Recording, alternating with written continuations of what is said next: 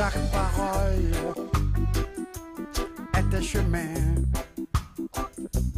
Lorsqu'elle rend meilleurs les hommes qu'on fera demain.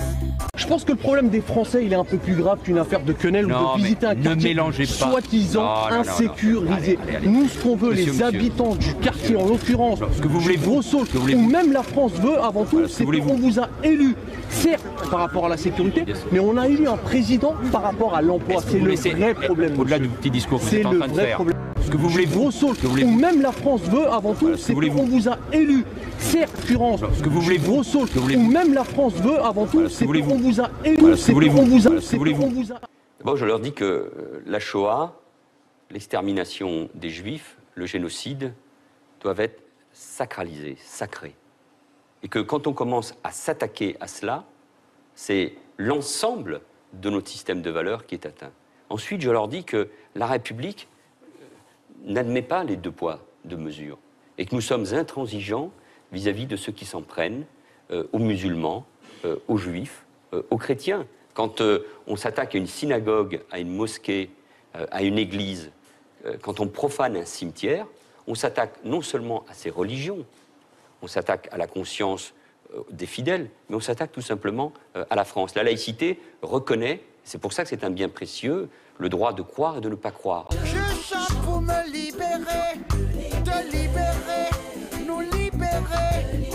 Je pense aux héritiers, des hérités, en vérité, en vérité, en vérité. Donc il faut que nous inventions, pour établir la République, une spiritualité, voire une religion spécifique. Ça germe donc dans les milieux républicains, beaucoup dans les milieux francs-maçons, sous le Second Empire.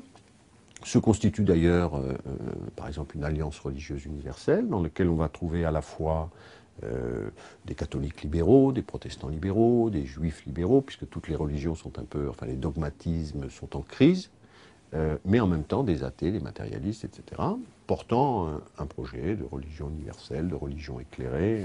Bon.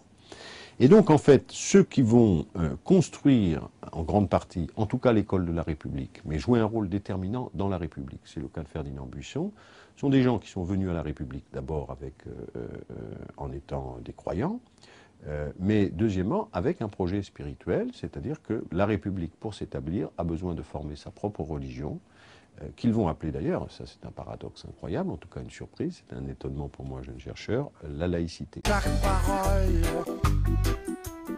est un chemin. Lorsqu'elle rend meilleurs les hommes qu'on fera demain. Dans notre pays, l'Église catholique est conservatrice, voire réactionnaire, mais elle détient dans le fond le pouvoir spirituel et un formidable pouvoir d'opinion et de conscience. Et nous avons échoué, nous avons fait des révolutions, mais des révolutions matérielles, des révolutions dans les intérêts, et nous avons laissé les esprits, mais aussi tout ce qui est de l'ordre charnel dans l'existence, de ritualisation, le baptême, l'enterrement, etc., être gérés par l'Église catholique.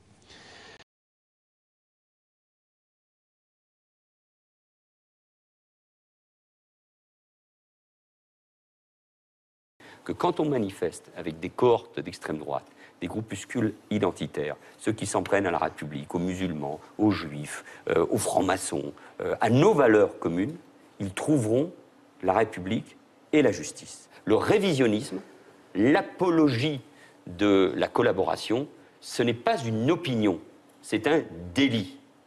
Et c'est ça qu'ils doivent comprendre. C'est un délit puni par la loi qui doit...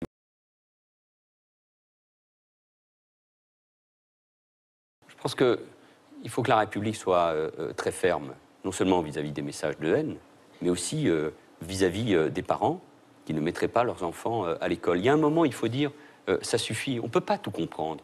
Il y a une inversion des valeurs, on ne peut pas mettre tout au même niveau